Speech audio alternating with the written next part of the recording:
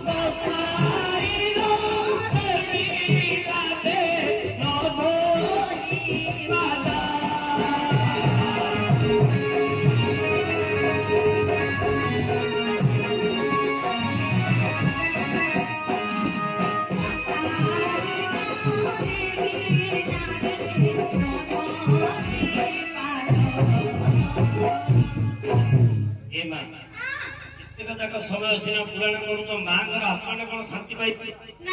ये नामटा कर्णरे पड़िले आनिया जमर मध्य प्राण भाग्य मां को जम आ दंड मध्य दे परिबो नाही एति पई हरि नामटा टिके परिवेषण करूची हेले जेतेबे नापिक सुनिला नाही नापिक कहूची रामचंद्र को रामचंद्र जेतेबे काला बोली आनिया नापिक को कहि देले नापिक कहूची पथिर नुह हे वीर होइला कहू धीपर दीपर माने किए लोमा एउट एउट को रामचंद्र कहउतंदी रामचंद्र एउट कहउछि आपण कोन मते काला बोली कहउतंदी काला नाही प्रभु सुनी नेनी पत्थरे पत्थर अपला हे प्रभु रामचंद्र आकर सुनी सालेनी पत्थ माने रास्ता रे गोटे पत्थर टिए अपला माने स्त्री पालटी जाईछि तेनु बाली पड़ी तो चरणो आशंका उपजेनो आपण पादरे जदि बाली लागि मो डंगारे जदि बालीटा पड़ी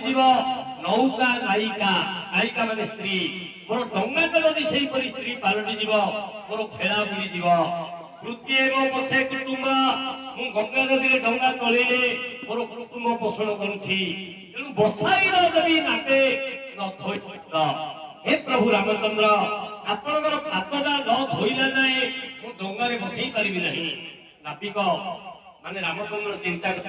ए तो अबुझा मूर्ख कहूची पाद धोइले डंगारे बसैबी जदि गंगा नदी पार न हबा मिथिलिया जाई परिबो पधर भक्त होई परिबो नाही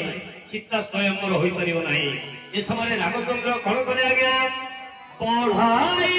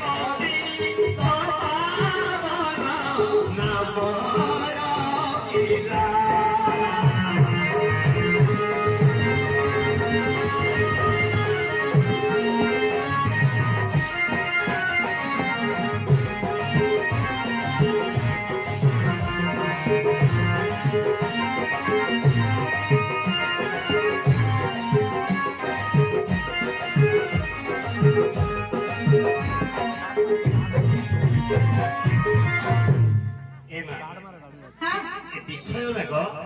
ଆମର ବାପା ମାଙ୍କ ପାଇଁ ଅମୃତମୟ ବାଣୀ, କିନ୍ତୁ ଛୋଟ ପିଲାମାନଙ୍କୁ ପୁରା ବିଷୟରେ ଲାଗିବ ନା, କିନ୍ତୁ ବାପା ମାଙ୍କ ପାଇଁ ଅମୃତମୟ ବାଣୀ। ହେଲେ ରାମଚନ୍ଦ୍ର ତାପରେ କଣ କଲେ ନା, ପଢାଇ ଦେଲେ ପୟର ଭାବ ଗ୍ରାହୀ ରଘୁବୀର। ପୟର ମାନେ ପାଦଟା ନାବିକ ପାଖକୁ ବଢାଇ ଦେଲେ, ପୟରେ ଖ୍ୟାଳିତ କରି ପୟୋବଲମ୍ବେ ଜଳରେ ଧୋଇ ଧରିଥିବା ଗାମୁଛାରେ ନାବିକ କଣ କରିଛି ଆଜ୍ଞା, ରାମଚନ୍ଦ୍ରଙ୍କର ପାଦଟିକୁ ପୋଛି ଦେଇଛି। ବ୍ରହ୍ମାରେ ଧୌତ ଯେ ପଦ, ଯୋଉ ପାଦକୁ ବି ଆଜ୍ଞା ବ୍ରହ୍ମା ମଧ୍ୟ ସ୍ପର୍ଶ କରିପାରିନଥିଲେ। କହିଛି ଶିବ ବିଷାଦ, ଯୋଉ ପାଦକୁ ବି ମହାଦେବ ମଧ୍ୟ ସ୍ପର୍ଶ